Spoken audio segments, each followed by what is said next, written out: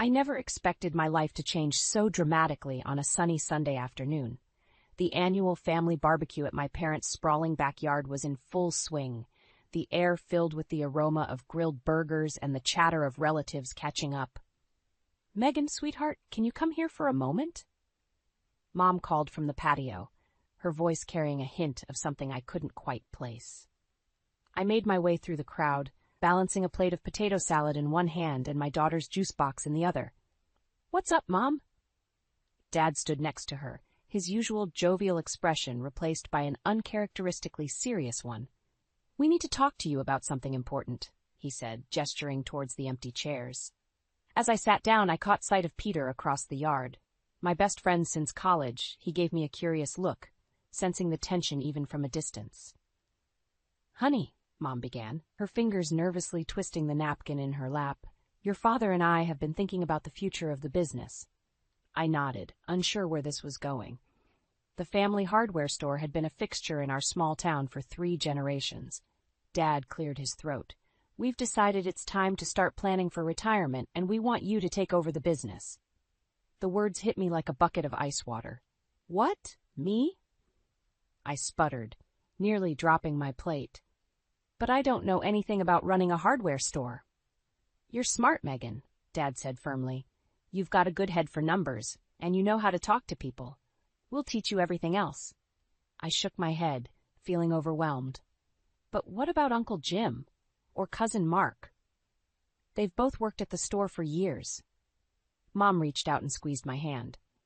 "We've thought long and hard about this, sweetie. You're the right choice. We trust you to carry on the family legacy." As if on cue, Peter appeared at my side, concern etched on his face. "Everything okay here?" he asked, his eyes darting between me and my parents. "Peter," Dad exclaimed, his face brightening. "Perfect timing. We were just telling Megan about our decision to make her the successor to the family business." Peter's eyebrows shot up. "Wow, that's big news," he said, giving me a supportive smile. "Congratulations, Meg." I forced a weak smile in return, my mind racing. How could I possibly run a business and be a single mom? What about my job at the library? And what would the rest of the family say? As if reading my thoughts, Mom leaned in. "We know it's a lot to take in, honey, but we believe in you, and we'll be here to help every step of the way." I took a deep breath, trying to steady myself. Can I have some time to think about it?" Dad nodded. "Of course, but don't take too long. We'd like to start the transition soon." As they stood to rejoin the party, leaving me reeling from the news, I felt Peter's hand on my shoulder. "Hey," he said softly, "want to take a walk?" Grateful for the escape, I nodded and followed him towards the old oak tree at the edge of the property. "So," Peter said as we walked, "future business mogul, huh?" I let out a shaky laugh. "God, Peter, what am I going to do? I can't run a business. I'm barely keeping it together as it is." He stopped and turned to face me, his expression serious. "Megan, listen to me. You're one of the most capable people I know. If anyone can do this, it's you." I felt tears pricking at the corners of my eyes. "But what about Emily? How can I be a good mom and run a business?" Peter's voice was gentle but firm. "The same way you've been an amazing mom while working at the library. You'll figure it out. And you won't be alone. I'll be here to help, whatever you need." As I looked into his eyes, I felt a flutter in my chest that had nothing to do with my newfound responsibilities. Before I could respond, a commotion from the patio caught our attention. "Oh no," I groaned, recognizing the raised voices. "Sounds like Uncle Jim just found out." Peter squeezed my hand. "Ready to face the music?" Taking a deep breath, I nodded. "As I'll ever be." Together, we headed back towards the house, ready to face whatever challenges lay ahead. The hardware store loomed before me, its faded sign a stark reminder of the responsibility now resting on my shoulders. I took a deep breath, clutching my coffee cup like a lifeline as I pushed open the door. "Morning, Megan." Uncle Jim called from behind the counter, his smile not quite reaching his eyes. The tension from the family barbecue still lingered, thick as the dust on the shelves. "Morning, Uncle Jim," I replied, forcing a cheerfulness I didn't feel. "Ready to show me the ropes?" he grunted, gesturing vaguely towards the back office. "Your father's waiting for you. Good luck." As I made my way through the aisles, doubt gnawed at my insides. What did I know about inventory management or profit margins? I was a librarian, for heaven's sake. Dad looked up as I entered, his face lighting up. "There's my girl. Ready to learn the family business?" I nodded weakly, sinking into the chair across from him. For the next few hours, he walked me through spreadsheets, supplier contracts, and employee schedules. My head spun with information overload. "Don't worry, sweetheart," Dad said, noticing my overwhelmed expression. "You'll get the hang of it in no time." Just then, my phone buzzed. A text from Peter. "How's it going, future CEO? Lunch later?" I smiled, feeling a flutter of warmth. Peter's unwavering support had been my anchor these past few weeks. As I typed a quick reply, Dad cleared his throat. "So you and Peter seem to be getting pretty close," he said, his tone casual but his eyes sharp. I felt my cheeks heat up. "We're just friends, Dad." He raised an eyebrow. "Uh-huh. Well, just remember, mixing business and pleasure can be tricky, especially with his family's hotel empire." I frowned, caught off guard. "What do you mean?" Dad leaned back in his chair. "I'm just saying, the Caldwells are big fish in a small pond. Peter's father has some aggressive business practices. I'd hate to see you get caught in the crossfire." Before I could respond, the office door burst open. Uncle Jim stood there, his face flushed. "We've got a problem. The Caldwell Hotel just placed a massive order with our biggest competitor. We're going to lose half our commercial accounts." My stomach dropped. I looked at Dad, expecting him to take charge, but he just nodded at me. "What do you think we should do, Megan?" Panic rose in my throat. This was exactly what I'd been afraid of, being thrust into a situation I wasn't prepared for. But as I looked at the expectant faces of my father and uncle, I knew I had to step up. "Okay," taking a deep breath. "Let's call our supplier and see if we can negotiate better prices. Then we'll reach out to our commercial clients and offer them a loyalty discount." Uncle Jim nodded grudgingly. "Not bad, kid. I'll make the calls." As he left, Dad squeezed my shoulder. "See? You've got good instincts. You'll do just fine." I managed a weak smile, but inside my mind was racing. How could Peter's family do this to us? And what did it mean for my relationship with Peter? Later, as I sat across from Peter at our favorite diner, I couldn't shake the unease. He chatted animatedly about his day, but I barely heard him, lost in my own thoughts. "Meg?" "Earth to Megan," Peter said, waving a hand in front of my face. "You okay?" I blinked, focusing on his concerned expression. "Sorry, just a lot on my mind." "Peter, did you know about your father's deal with our competitor?" His face fell, guilt flashing in his eyes. I heard something about it. "But Meg, you have to understand it's just business. My father—" "Just business?" I interrupted, anger flaring. "Peter, this could ruin my family's livelihood." He reached for my hand, but I pulled away. "Megan, please, I'm caught in the middle here. My father's been pushing me to take on more responsibility at the hotel, but I don't want it to come between us." I stared at him, torn between my feelings for Peter and my loyalty to my family. "I don't know if it's that simple anymore," I said softly. As I looked into Peter's pleading eyes, I realized that taking over the family business wasn't just about learning spreadsheets and inventory. It was about navigating a complex web of relationships and loyalties. And I wasn't sure if I was ready for that challenge. I stood in front of the mirror, smoothing down my dress for the 100th time. The thought of meeting Peter's parents made my stomach churn. After the fallout from the Caldwell Hotel's business move, I wasn't sure what to expect. "Mommy, you look pretty," Emily chirped from the doorway, her gap-toothed smile melting away some of my anxiety. I scooped her up, breathing in her comforting scent. "Thanks, sweetie. Now you be good for Grandma tonight, okay?" The doorbell rang, and my heart leaped into my throat. Peter stood there, looking dashing in a suit, a bouquet of flowers in his hand. "Meg, you look beautiful," he said, his eyes warm. "Ready to meet the parents?" I nodded, not trusting my voice. The drive to the Caldwell mansion was tense, filled with Peter's nervous chatter about his family's quirks. As we pulled up to the sprawling estate, my jaw dropped. "Peter, this is intimidating," he squeezed my hand. "They're just people, Meg. I promise they don't bite."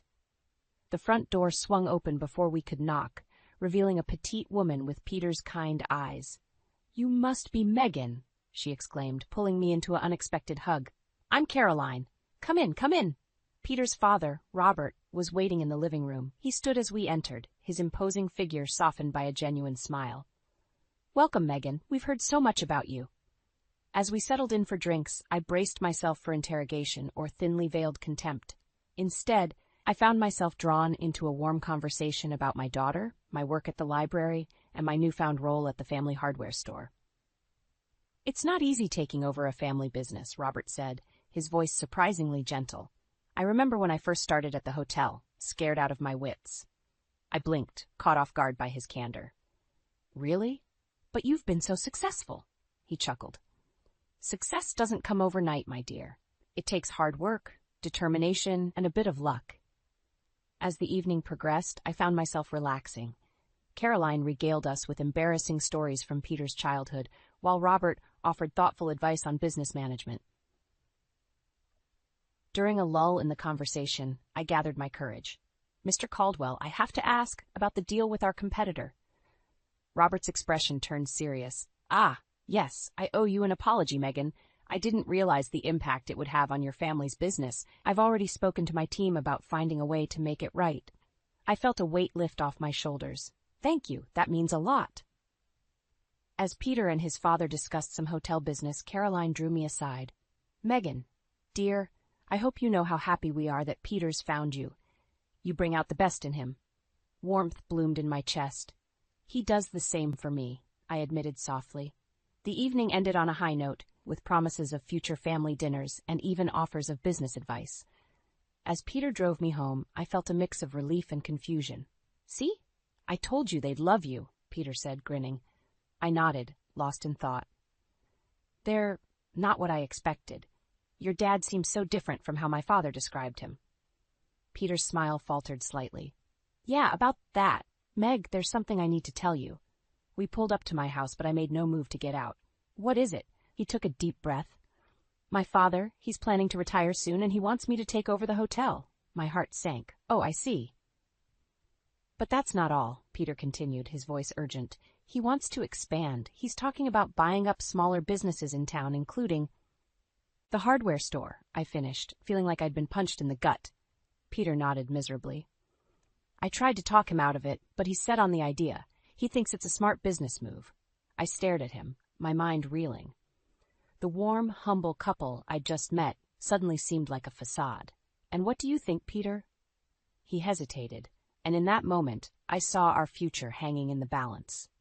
His answer would determine everything: our relationship, my family's livelihood, the very fabric of our small town. "I think," he said slowly, "that we need to find a way to make this work for everyone. But Meg, I need you to trust me." As I looked into his pleading eyes, I realized that the real challenge was just beginning. Could I trust Peter to stand by me, or would his family's ambitions tear us apart? The days following Peter's revelation were a blur of sleepless nights and anxiety-filled mornings. I threw myself into work at the hardware store, desperately trying to find a way to make it thrive in the face of the Caldwell's expansion plans. One particularly exhausting afternoon, as I pored over inventory sheets, my phone buzzed. It was Caroline Caldwell. "Megan, dear," her warm voice came through the speaker. "Robert and I would love for you to join us for dinner tonight. There's something important we'd like to discuss." My stomach clenched. "Of course, I'd be happy to," I heard myself say, even as my mind raced with possibilities. As I pulled up to the Caldwell mansion that evening, Peter was waiting outside. His face was a mix of excitement and nervousness that did nothing to calm my frayed nerves.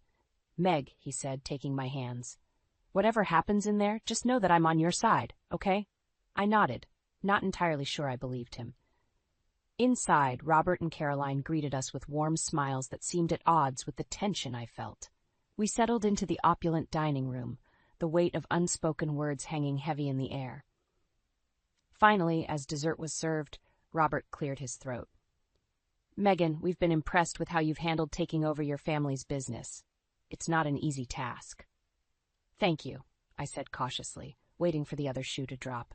Caroline leaned forward, her eyes sparkling. "Which is why we have a proposition for you. We'd like to offer you a position as co-manager of our new hotel expansion." I blinked. Sure, I had misheard. "I'm sorry, what?" Robert nodded, looking pleased. "Instead of buying out smaller businesses, we've decided to focus on partnering with them. Your hardware store would be a key supplier for our new properties, and you'd have a seat at the table in managing the overall operation. My mind whirled. This was so far from what I'd expected that I didn't know how to respond. Peter squeezed my hand under the table. It's a chance for us to work together, Meg, to build something amazing. I looked at the eager faces around me, feeling a mix of hope and trepidation. This is a lot to take in.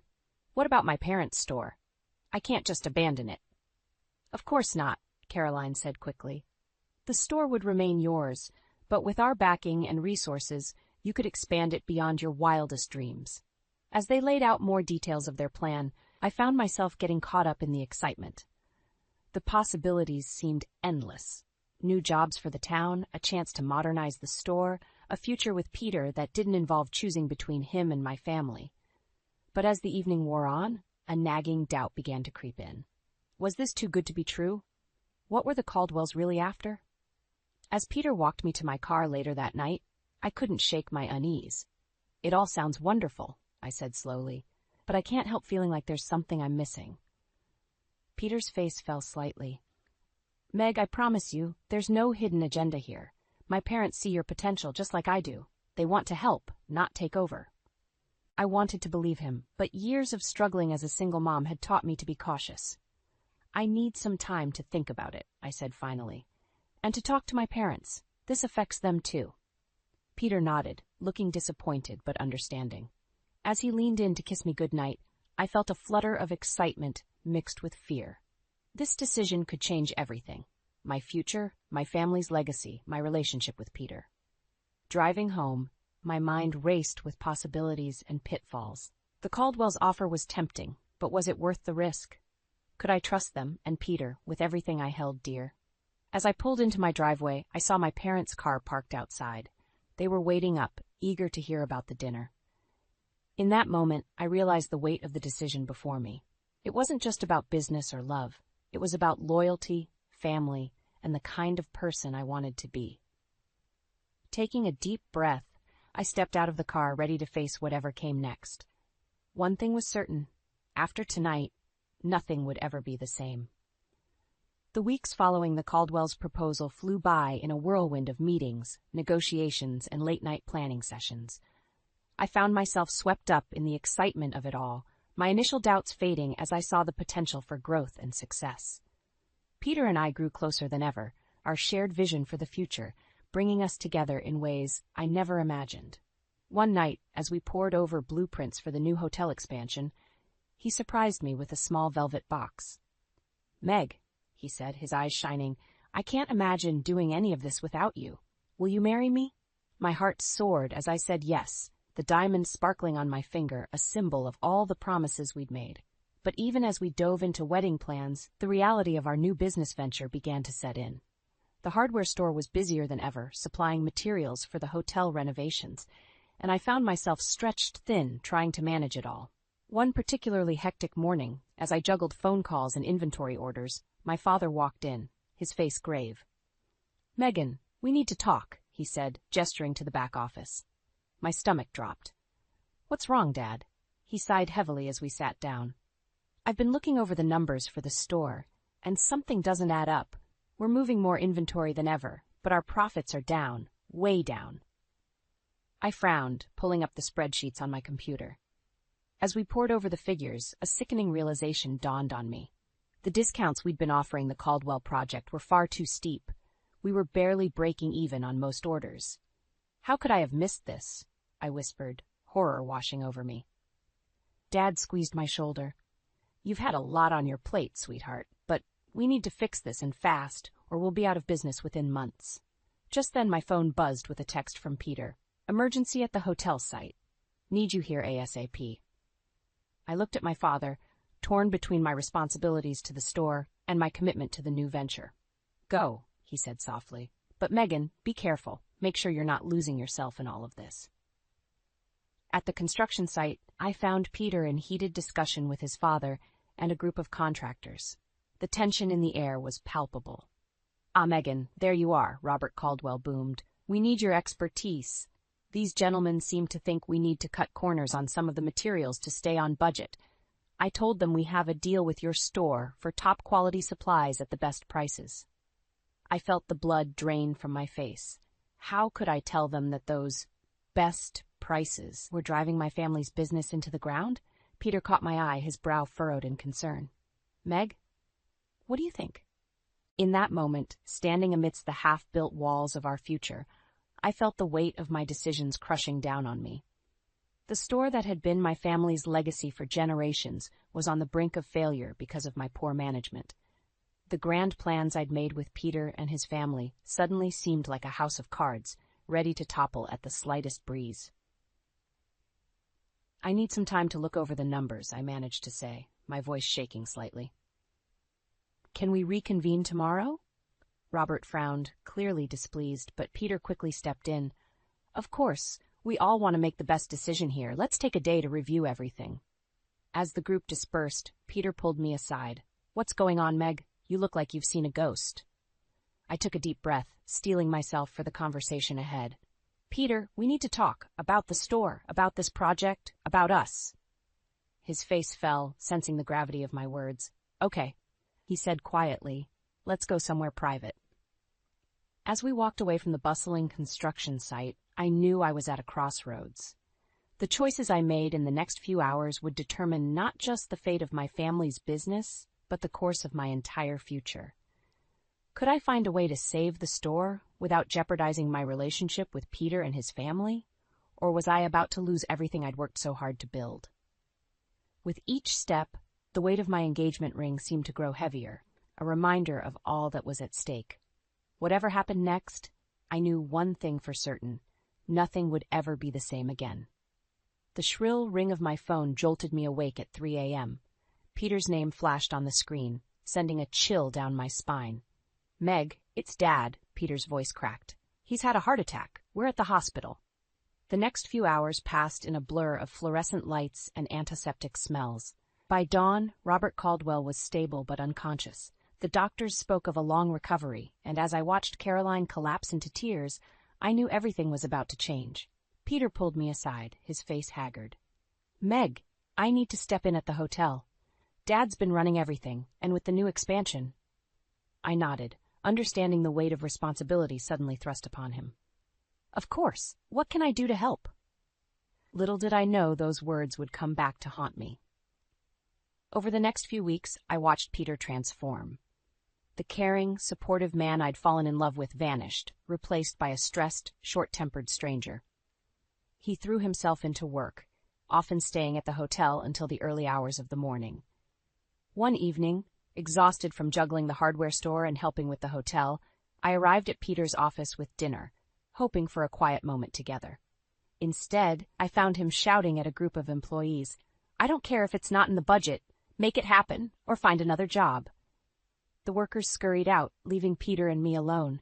He turned, his eyes blazing. "What are you doing here?" I held up the takeout bag, suddenly feeling foolish. "I thought we could have dinner together.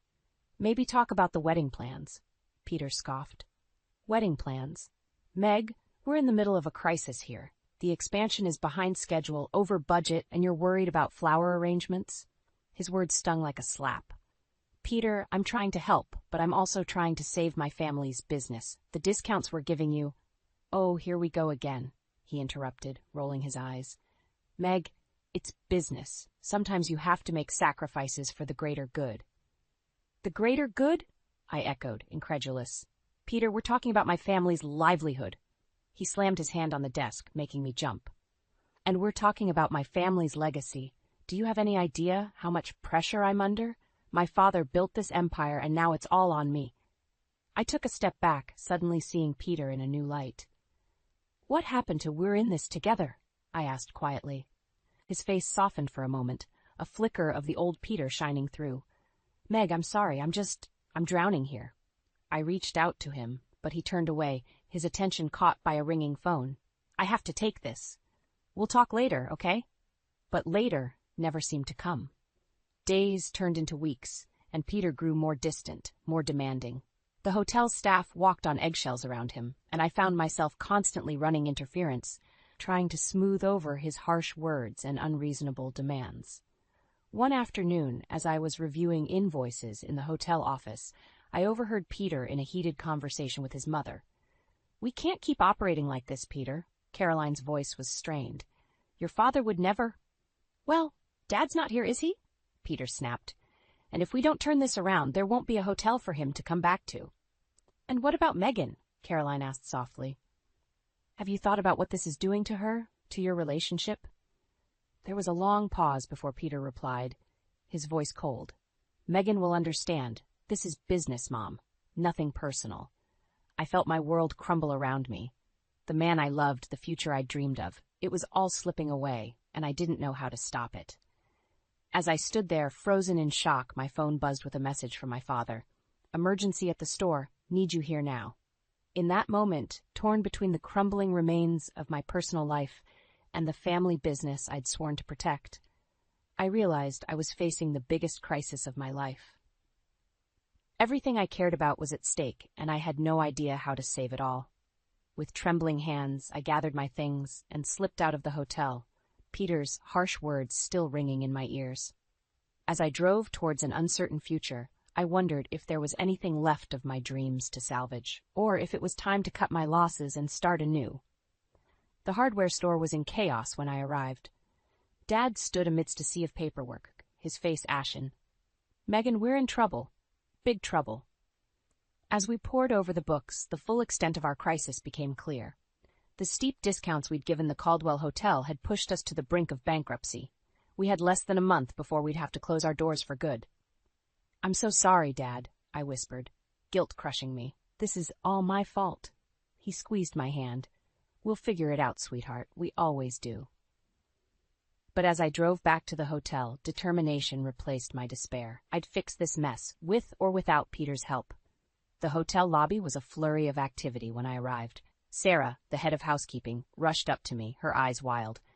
"Thank goodness you're here, Megan. Half the staff just quit, and we have a full house tonight." I took a deep breath, pushing my own problems aside. "Okay, let's get to work." For the next 12 hours, I was everywhere at once, checking in guests, making beds, soothing frayed nerves. By midnight, we'd managed to avert disaster, but I was exhausted. As I slumped against the front desk, Caroline appeared, concern etched on her face. "Megan, dear, you look terrible. Where's Peter?" I laughed bitterly. "Your guess is as good as mine. He hasn't answered his phone all day." Caroline's expression hardened. "This isn't like him. Something's wrong." Just then, my phone buzzed. An unknown number. "Hello? Is this Megan?" a woman's voice asked. "I'm calling from the Oasis Hotel. There's a gentleman here who's had too much to drink. He says he's your fiancé." My heart sank. "I'll be right there." I found Peter slumped at the bar of our biggest competitor, barely conscious. As I half-carried him to my car, he mumbled, "I'm sorry, Meg, I've ruined everything." Back at our hotel, I helped him to bed, my mind racing. How had we come to this? The next morning, I was back at the front desk when Peter stumbled down, looking worse for wear. "Meg, we need to talk." But before he could continue, a group of angry investors burst in, led by Robert Caldwell himself, looking frail but furious. "Where's my son?" Robert demanded. "What's he done to my hotel?" As accusations flew and tempers flared, I found myself stepping between Peter and the angry mob. "Everyone, please, let's discuss this calmly." For the next hour, I mediated a tense meeting, piecing together the extent of Peter's mismanagement. He'd made risky investments, alienated key partners, and nearly run the hotel into the ground. When the dust settled, Robert turned to me, his eyes shrewd. "Megan, you've shown remarkable leadership today. How would you like to take over as interim manager?" I blinked, stunned. "But what about Peter?" Robert's face hardened. "My son needs time to get his act together. The hotel needs someone competent at the helm." As the weight of the offer sank in, I realized this was my chance to save not just the hotel, but my family store as well. But could I do it? And at what cost to my relationship with Peter? I looked at Peter, hoping to see some sign of the man I'd fallen in love with, but his eyes were cold, resentful. "Go ahead, Meg. Take it. You've always wanted to be in charge anyway." His words stung, but they also ignited a fire within me. "You know what? I will." Turning to Robert, I squared my shoulders. "I accept, on one condition. We renegotiate our contract with my family's hardware store. Fair prices that benefit both businesses." Robert nodded, impressed. "Done." As the room cleared out, I found myself alone with Peter. The air between us crackled with unspoken words and broken promises. "So this is it?" Peter said, his voice bitter. "You're taking everything from me?" I felt my heart breaking, but I stood my ground. "No, Peter, you did this to yourself." As he stormed out, I sank into a chair, the enormity of what lay ahead crashing down on me. I'd saved the hotel and my family's store, but at what cost? Could I really do this alone? Just then, my phone buzzed. A message from Dad. "Proud of you, kiddo. You've got this."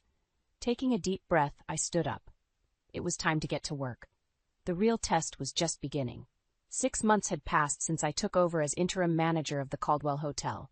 Every day had been a battle, but slowly, surely, we were turning things around. The staff rallied behind me, the guests were happy, and even Robert Caldwell had started to smile again. I hadn't heard from Peter in weeks. Part of me was relieved, while another part ached for closure. But I had no time for regrets. I had a hotel to run and a family business to save.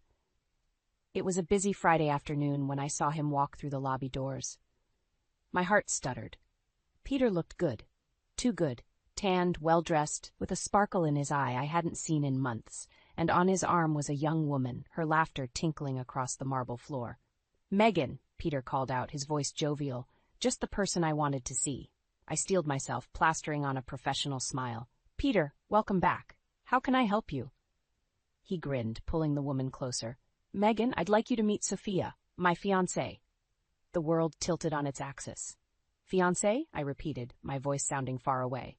Peter nodded, oblivious to my shock. "We met on my trip to the Bahamas. It was love at first sight. Anyway, we're here to plan our wedding. I want to host it here, at the hotel, for old time's sake." I felt like I'd been punched in the gut. "I see. And what does your father think about this?" Peter waved dismissively. "Oh, Dad will come around. Once he sees how happy I am, how successful I've become with my new business ventures, he'll understand why I needed to step away from the hotel." I nodded, had my mind racing. "Of course. Well, congratulations. If you'll excuse me, I need to check on something in the office. Sarah here will help you with your reservation." As I turned to leave, Peter caught my arm. "Oh, and Meg? I'll need those divorce papers signed ASAP, for the wedding, you know?" I pulled away, my voice ice cold. "I'll have my lawyer contact you." In my office, I allowed myself a moment to break down. Tears of anger, hurt, and frustration flowed freely. But as I looked at the framed photo on my desk, my daughter, my parents, and me at the grand reopening of our hardware store, I felt a steely resolve settle over me. Taking a deep breath, I made a call. "Robert, it's Megan. We need to talk." An hour later, I walked back into the lobby, my head held high. Peter and Sophia were at the bar, champagne flutes in hand. "Peter," I called out, my voice steady. "A word, please?" He sauntered over, cocky grin in place. "What's up, Meg? Everything set for the wedding?" I smiled, sweet as poison. "Not quite. You see, there's been a change in management you should know about." Peter's grin faltered. "What do you mean?" "Well, your father and the board were so impressed with my work these past months, they've offered me the position of permanent general manager, with a significant ownership stake." The color drained from Peter's face. But that's my position, my birthright." I shook my head. "Not anymore." "Oh, and about that wedding? I'm afraid we're fully booked for the next year. You understand, don't you? It's just business after all, nothing personal." As Peter sputtered and raged, I saw Sophia slip away, her eyes wide with realization. I almost felt sorry for her. Almost. "You can't do this," Peter hissed. "I'll fight you. You'll what?" I interrupted. "Sue your own family's hotel? Go ahead. I'm sure the press will love that story." As security escorted a fuming Peter out, I felt a weight lift off my shoulders. I'd faced my greatest challenge and come out stronger. The hotel was thriving, my family's store was saved, and I had finally found my own path.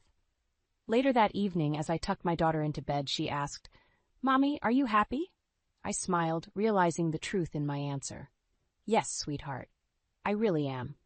As I closed her bedroom door, my phone buzzed with a message from Caroline. "Dinner tomorrow? We have some exciting expansion plans to discuss."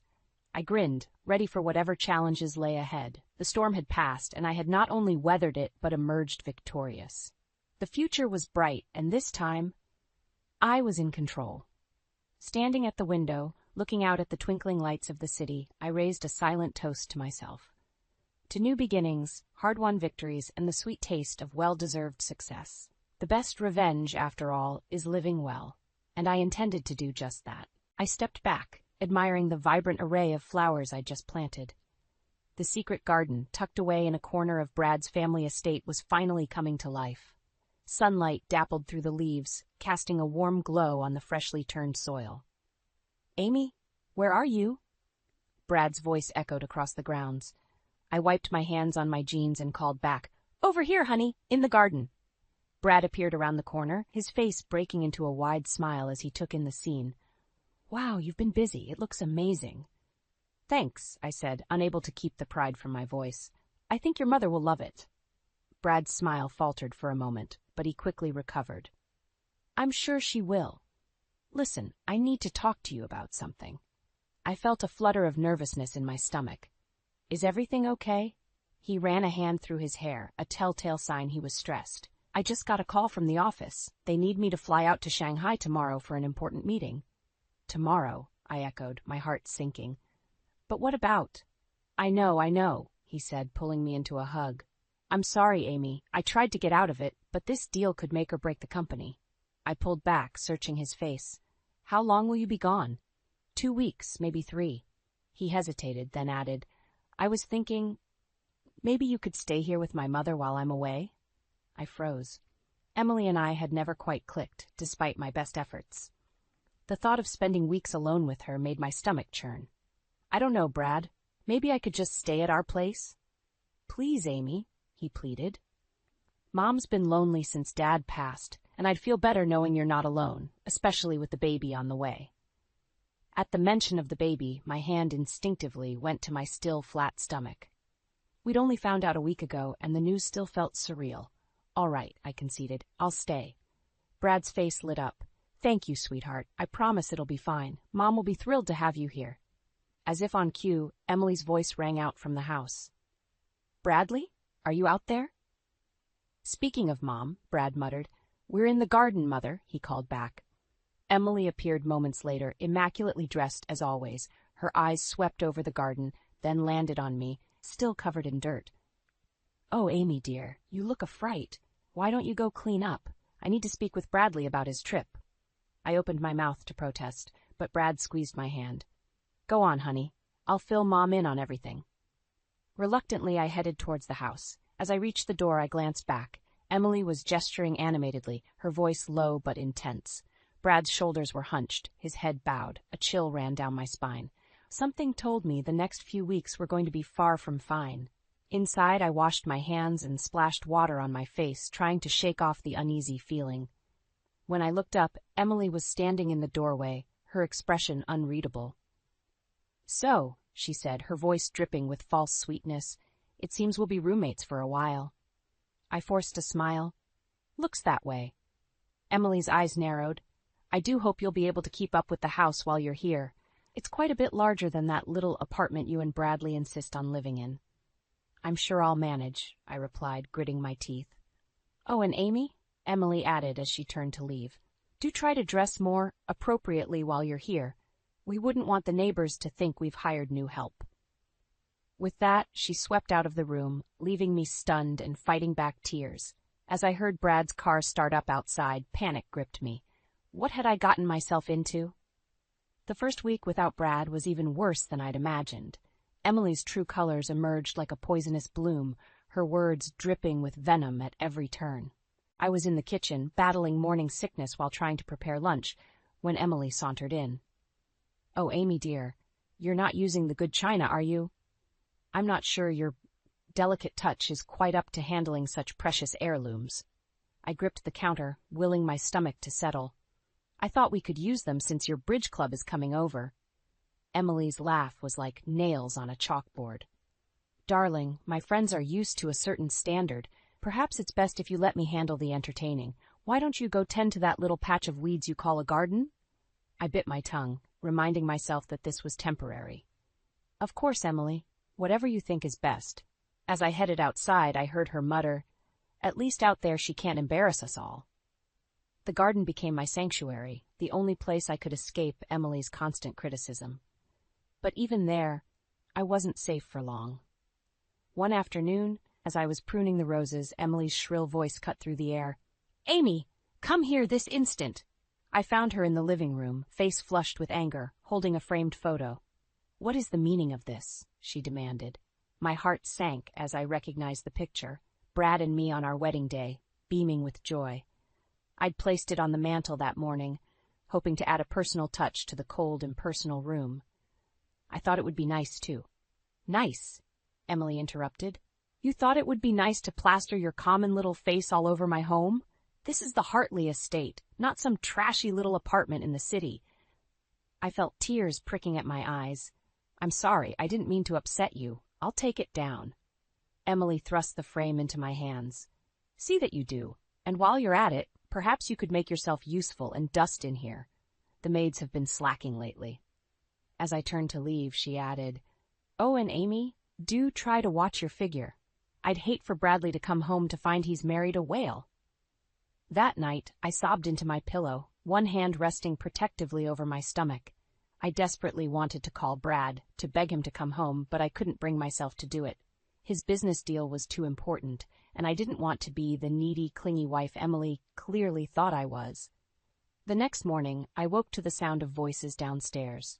Curious, I crept to the top of the stairs, listening. "Don't know what Bradley was thinking, marrying that girl," Emily was saying. "She's completely out of her depth here.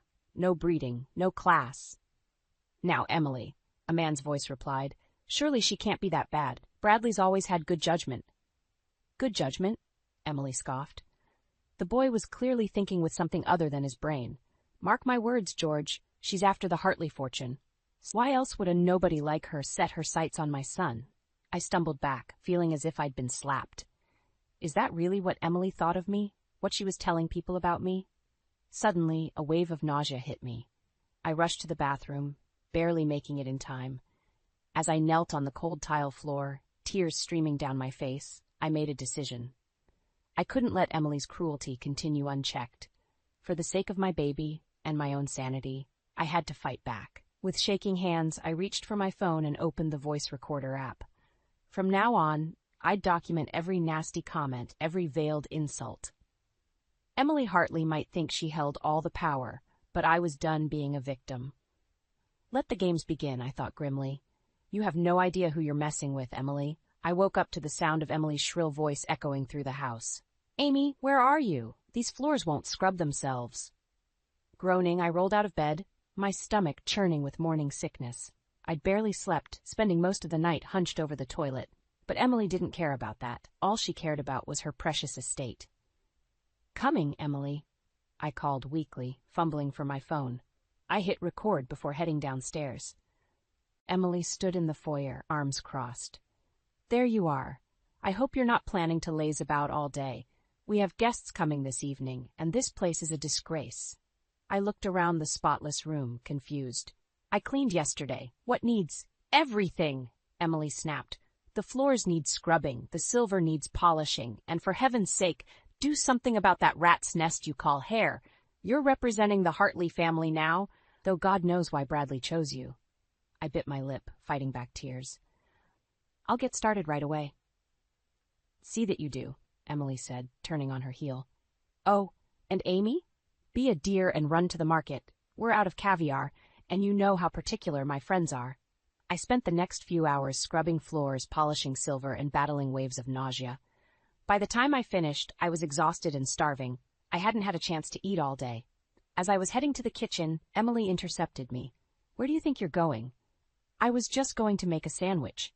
"Nonsense," Emily cut me off. "You need to start on dinner. I've invited the Johnsons and the Petersons. I expect a 4-course meal, and none of that pedestrian fare you usually serve." My stomach growled loudly. Emily's eyes narrowed. "Really, Amy, a lady never lets her base urges show. No wonder you've already gained so much weight." I felt my cheeks burn with humiliation. "I haven't eaten all day, Emily. The baby." "Oh, spare me," Emily rolled her eyes. "When I was pregnant with Bradley, I hardly gained an ounce. But then I come from good stock. Now get to work, and do try not to ruin dinner with your morning sickness. It's so common." Hours later, I was plating the final course when the doorbell rang. Emily swept past me, pausing only to hiss, "Remember, you're the help tonight. Stay in the kitchen where you belong." I nodded mutely, too tired to argue. As I listened to Emily greeting her guests, my phone buzzed. It was a text from Brad. "Hey, sweetheart, how are things? Mom taking good care of you?" I stared at the screen, tears welling up. How could I tell him the truth, that his mother was slowly crushing my spirit, that I was afraid for our baby? Before I could respond, Emily's voice rang out. "Amy, where's that dessert?" Wiping my eyes, I grabbed the tray and headed to the dining room. As I entered, I overheard Emily speaking in a low voice. "Such a shame. Bradley could have done so much better. But what can you do when a gold digger sinks her claws in?" The tray slipped from my hands, crashing to the floor. Silence fell as all eyes turned to me. I'm so sorry," I stammered, dropping to my knees to clean up the mess. Emily's face was a mask of fake concern. "Oh, Amy dear, how clumsy of you. Perhaps you should lie down. You're looking rather unwell." As I fled the room, I heard Emily's saccharine voice. "Poor thing. She's just not cut out for this life, I'm afraid. Now who wants coffee?" Back in my room, I collapsed on the bed, sobs racking my body. I couldn't take much more of this. Something had to change. My hand drifted to my stomach, and suddenly a fierce determination washed over me. I might not be able to stand up for myself, but I would fight tooth and nail for my baby. Grabbing my phone, I hit play on the latest recording. Emily's cruel words filled the air, and I knew what I had to do. It was time to build my case. Emily Hartley was about to learn that this gold digger had teeth of her own. The day of Emily's grand luncheon arrived, and I was a nervous wreck. My morning sickness had been particularly brutal, but I knew Emily wouldn't accept that as an excuse. I'd barely finished setting the table when the doorbell chimed. "Amy," Emily's voice rang out. "Don't just stand there gawking. Answer the door." I smoothed down my dress, the nicest one I owned, though Emily had sniffed disapprovingly when she saw it, and opened the door. A group of impeccably dressed women swept past me, air-kissing Emily and exclaiming over the decor. "Ladies, you remember my son's wife, Amy," Emily said, her tone making it clear what she thought of that fact. I forced a smile, trying to ignore the scrutinizing gazes. One woman, however, looked at me with genuine warmth. She was older than the others, with kind eyes and an elegant demeanor. "Amy, dear," she said, extending her hand. "I'm Carol. It's lovely to meet you at last." Before I could respond, Emily cut in. "Amy, why don't you check on lunch? We wouldn't want anything to go wrong, would we?" I retreated to the kitchen, my cheeks burning. As I busied myself with the final preparations, I could hear snippets of conversation from the dining room. "Really, Emily, she seems like a lovely girl." "You don't know the half of it, Carol. The way she's changed Bradley." I gripped the counter, fighting back tears. Just then, the kitchen door swung open, and Carol entered. "Need a hand, dear?" she asked, her eyes taking in my distress. "Oh, no, I couldn't ask you to." "Nonsense," Carol said firmly. "I insist. Now what can I do?" As we worked side by side, Carol chatted easily about her garden, her grandchildren, anything but the tension-filled luncheon beyond the kitchen door. For the first time in weeks, I felt myself relaxing. "You know," Carol said casually, "I knew your parents years ago." I nearly dropped the platter I was holding. "You did," Carol nodded. "Lovely people. Your mother had quite the green thumb, if I recall correctly." Before I could ask more, Emily's voice cut through our conversation. "Amy, where is that salad?" Lunch was a minefield of backhanded compliments and thinly veiled insults, all delivered with Emily's saccharine smile. I focused on my plate, trying to keep my composure. "Amy," one of the women simpered, "Emily tells us you're expecting. How quaint." I opened my mouth to respond, but Emily jumped in. "Yes, it was quite a surprise. We're all hoping the child takes after the Hartley side, of course." The table tittered with laughter, and I felt my face flame. Suddenly, Carol's voice cut through the chatter. "I think it's wonderful," she said firmly. "The world needs more children raised with love and kindness. I'm sure Amy and Bradley will be wonderful parents." A hush fell over the table. Emily's smile became brittle. "Well, we can only hope." As the afternoon wore on, I found myself gravitating towards Carol. There was something about her, a quiet strength, a hint of sadness in her eyes that drew me in. But every time we started talking, Emily would swoop in, steering Carol away. Finally, as the guests were leaving, Carol managed to pull me aside. "Amy, dear, I want you to have my number. If you ever need anything, anything at all, please call me. I clutched the card she pressed into my hand, a lifeline in this sea of hostility. Thank you, Carol. Amy, Emily's sharp voice cut me off. Stop bothering, Carol, and come say goodbye to our guests. As I watched Carol drive away, I felt a mix of hope and confusion. Why had she been so kind? And why did I sense a hint of disappointment when she looked at me? Later that night, as I lay in bed, my phone buzzed with a text from Brad. Great news. Closing the deal early. Be home in a week. I stared at the screen, a war of emotions raging inside me. Relief at Brad's imminent return battled with fear of what Emily might do in this final week. One thing was clear. I needed to make a decision. Would I continue to endure in silence? Or would I finally stand up to Emily? With a deep breath, I reached for my phone and pulled up Carol's number. It was time to take control of my own story. I woke up feeling dizzy and nauseous, my pregnancy symptoms hitting me full force. Despite my discomfort, I dragged myself out of bed, knowing Emily wouldn't tolerate any laziness. As I made my way downstairs, I overheard Emily on the phone. Yes, Carol, I'd love for you to stop by this afternoon. There's something I need to discuss with you. My heart raced. Carol was coming? I hadn't spoken to her since the luncheon, but her kindness had been a beacon of hope in this nightmare. Emily hung up and turned, her eyes narrowing when she saw me. Eavesdropping, Amy? How uncouth. Since you're up, make yourself useful and clean the conservatory. It's filthy. I bit back a retort and headed to the conservatory. Hours passed as I scrubbed and polished, my back aching and stomach churning. Finally, unable to bear it any longer, I sank onto a chaise lounge, closing my eyes for just a moment. Amy? I jolted awake to find Emily looming over me, her face twisted with rage. You lazy, good-for-nothing girl. I give you one simple task, and I find you napping like some pampered princess. I'm sorry, Emily, I stammered, struggling to my feet. I just felt a bit faint. Faint? Emily scoffed. In my day, women didn't use pregnancy as an excuse to shirk their duties. But then, I suppose I shouldn't expect better from someone of your background. Tears stung my eyes as Emily continued her tirade. I knew from the moment Bradley brought you home that you were nothing but a gold digger. What did you do? Get yourself pregnant to trap him? Well, let me tell you something. You little. Emily. We both whirled to see Carol standing in the doorway, her face pale with shock. Emily's demeanor changed instantly. Carol, darling, I didn't hear you come in. Amy and I were just having a little chat about her responsibilities. Carol's eyes flicked between us, settling on me with concern. Amy, dear, you look unwell. Why don't you sit down? Before I could move, Emily interjected. Nonsense, she's fine. Amy, go make some tea for our guest. As I turned to leave, a wave of dizziness washed over me. I stumbled, my vision blurring. Amy? Carol's voice seemed far away.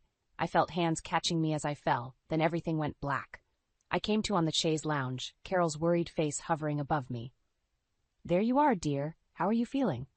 I'm okay, I mumbled, trying to sit up. Emily's voice cut through the fog. Really, Amy, such dramatics. I'm sure Carol didn't come here to witness your theatrics. Carol's eyes flashed. Actually, Emily, I think it's time we had a frank discussion about how you're treating your daughter-in-law. Emily's face paled. I'm sure I don't know what you mean. Amy is simply... I heard you, Emily, Carol said firmly. Every word, and I'm appalled. As the two women faced off, I felt a surge of strength. This was my chance. Emily, I said, my voice steadier than I felt, I've been documenting everything. The insults, the unreasonable demands, all of it. If you don't change your behavior, I'll have no choice but to show Brad the truth when he returns. Emily's jaw dropped. You wouldn't dare. I would, I replied, meeting her gaze. This isn't just about me anymore. I have to protect my child from your toxicity. A tense silence fell. Then, to my shock, Emily burst into tears. You don't understand, she sobbed. Bradley is all I have left. I can't lose him. As Carol comforted the suddenly vulnerable Emily, I sat back, stunned. Was this genuine emotion or another manipulation? Looking at Carol's sympathetic face, I realized I had a decision to make. Did I use this moment of weakness to strike back at Emily? Or was there a chance for reconciliation? My hand drifted to my stomach, and I knew what I had to do. For the sake of my child, I needed to break this cycle of hurt. But how? With a deep breath, I stood up. It was time to take control of this situation, once and for all. The tension in the room was palpable as Emily's sobs subsided into hiccups. Carol patted her back gently, but her eyes were fixed on me, a mixture of sympathy and determination in her gaze. "Amy," Carol said softly, "there's something you need to know." I braced myself, unsure of what was coming next. Carol took a deep breath. "I knew your parents, as I mentioned before, but it wasn't just a casual acquaintance. Your mother? She was my best friend." The room seemed to tilt. "What? But how? Why didn't you say anything before?" "I wanted to, believe me," Carol replied, her eyes misting, "but I made a promise years ago to your mother. She asked me to watch over you, but to let you make your own way in the world." Emily's head snapped up, her tear-stained face twisted with confusion. "What are you talking about, Carol?" Carol squared her shoulders.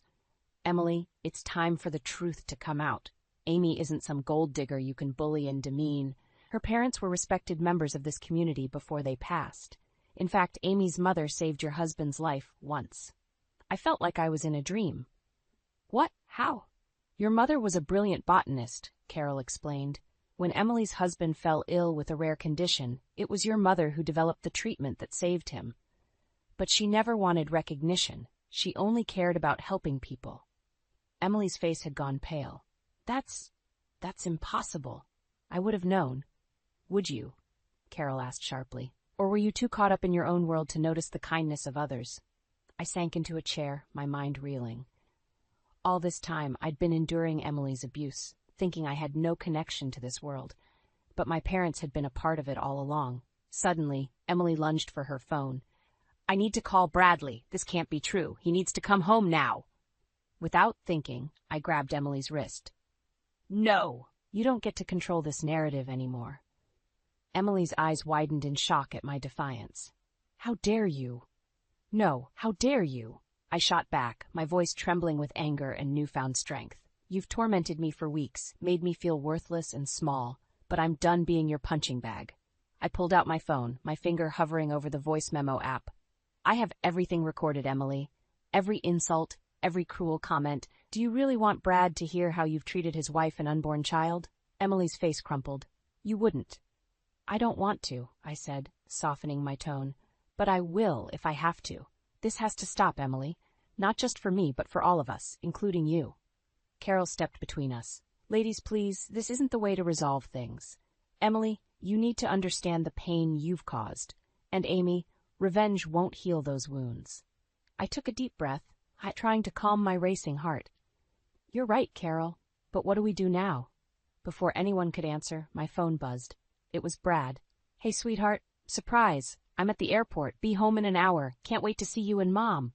The blood drained from my face. Brad was coming home. Now. And he had no idea about the war that had been raging in his absence. Emily and I locked eyes, a moment of understanding passing between us. We had less than an hour to decide how this story would end.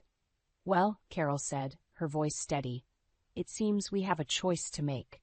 Do we continue this cycle of hurt, or do we find a way to heal?" I looked down at my phone, then at Emily's tear-stained face, and finally at my still flat stomach where my child was growing. In that moment, I realized that the next move I made would shape not just my future, but the future of my family for generations to come. With a deep breath, I made my decision. Let's talk.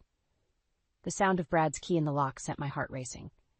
Emily, Carol, and I exchanged panicked glances. We'd spent the last hour in tense discussion, but nothing was resolved. "Hello? Anyone home?" Brad's cheerful voice echoed through the foyer. Emily straightened her hair, plastering on a smile. "In here, darling." Brad appeared in the doorway, his face lighting up when he saw me. "Amy, God, I've missed you." He swept me into a hug, then froze, noticing the tension in the room. "What's going on?" I opened my mouth, but no words came out. How could I possibly explain everything? Emily jumped in. "Bradley, dear, we were just having a little chat, nothing to worry about." Brad's eyes narrowed. "Mom, what have you done?" The accusation in his voice surprised me. Maybe he wasn't as oblivious as I'd thought. "I haven't done anything," Emily protested, but her voice wavered. "Actually, Emily," Carol interjected gently, "I think it's time for honesty." Brad looked between us, confusion etched on his face. "Will someone please tell me what's happening?" I took a deep breath. It was now or never. "Brad, your mother has been unkind to me while you were gone." "Unkind?" Emily scoffed. Don't be so dramatic, Amy. Something inside me snapped. Dramatic, you've belittled me, insulted my family, worked me to exhaustion despite my pregnancy, and made me feel worthless in my own home. Brad's face darkened. Mom, is this true? Emily's mask crumbled. I was just trying to protect you, Bradley. She's not good enough for you. Not good enough? Carol's voice rang out. Emily, do you even know who Amy is, who her parents were? As Carol revealed the truth about my parents, Brad's expression cycled through shock, anger, and finally deep hurt. You knew? He asked his mother. You knew about Amy's parents and still treated her this way? Emily's shoulders sagged. I didn't want to lose you, Bradley. You're all I have left. So you tried to drive away the woman I love, the mother of my child? Brad's voice cracked with emotion. I felt a surge of love for him, mixed with a fierce determination. Brad, there's more. I pulled out my phone, my finger hovering over the recordings. I've documented everything. Emily's eyes widened in panic.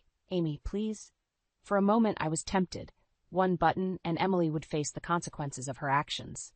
But as I looked at Brad's anguished face, I realized the truth would hurt him as much as it would punish Emily. With a shaky breath, I deleted the recordings. No more secrets, no more manipulation. If we're going to be a family, we need to start fresh. Brad squeezed my hand, gratitude shining in his eyes. Amy's right, Mom, I love you, but this has to stop. You need to accept Amy, or what? Emily whispered. Or you'll lose us both, Brad said firmly. The room fell silent. Emily's face crumpled, tears streaming down her cheeks. I'm sorry, she sobbed. I'm so sorry. Please don't leave me. As I watched Emily break down, I felt my anger begin to dissipate. In its place, a surprising emotion emerged, compassion. This woman, who had tormented me for weeks, was suddenly human, flawed, afraid, and desperately lonely. I knelt beside Emily, taking her hand. We're not leaving you, Emily, but things have to change. Emily nodded, squeezing my hand. I'll do better, I promise. As Brad joined us, wrapping us both in a hug, I felt a glimmer of hope. It wouldn't be easy, but maybe, just maybe, we could build a real family. Carol watched us with tears in her eyes. Your parents would be so proud of you, Amy. She whispered. In that moment, surrounded by the tangled threads of past and present, I realized that this wasn't an ending, it was a beginning. Messy, complicated, but full of possibility. The real challenge was just starting. Could we truly heal the wounds of the past and create a future together? As I felt my baby kick for the first time, I knew one thing for certain. I was ready to try. 6 months had passed since that fateful confrontation, and I found myself back in the secret garden, my swollen belly a testament to the new life growing within me. The air was thick with the scent of blooming flowers, a stark contrast to the tension that had permeated the house for so long. Amy? Emily's voice called out, hesitant and soft, so different from the sharp tones that had once cut me to the core. I turned to see her approaching, a tray of lemonade in her hands. I thought you might be thirsty, she said, offering me a glass. As I took it, our eyes met. The past months hadn't been easy. There had been arguments, tears, and moments when I thought we'd never move past the hurt, but slowly, painfully, we'd begun to rebuild. Thank you, I said, meaning it for more than just the drink. Emily settled beside me on the bench, her eyes roaming over the garden. You've done wonders here, she murmured, just like your mother would have. The mention of my mother no longer brought pain, but a warm glow of pride. Carol had shared so many stories, helping me piece together the legacy I'd inherited. Suddenly, a sharp pain lanced through my abdomen. I gasped, the glass slipping from my fingers. Emily's eyes widened in alarm. Amy, is it time? I nodded, unable to speak as another contraction hit. Emily sprang into action, her voice strong and sure as she called for Brad and dialed the hospital. The next few hours passed in a blur of pain and anticipation. Brad held my hand, his face a mix of worry and excitement, and to my surprise, Emily never left my side, her cool hand on my forehead a constant comfort. As dawn broke, a new cry filled the room. Our daughter Lily entered the world with a lusty wail that brought tears to my eyes. She's beautiful, Brad whispered, cradling our tiny daughter.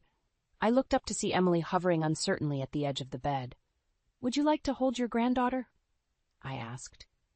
Emily's eyes filled with tears as she gently took Lily in her arms. Hello, little one, she cooed. I'm your Grammy, and I promise to love you fiercely and fairly, always. In that moment, watching Emily with Lily, I felt the last of my resentment melt away. We'd all made mistakes, but we'd also found the strength to forgive and grow.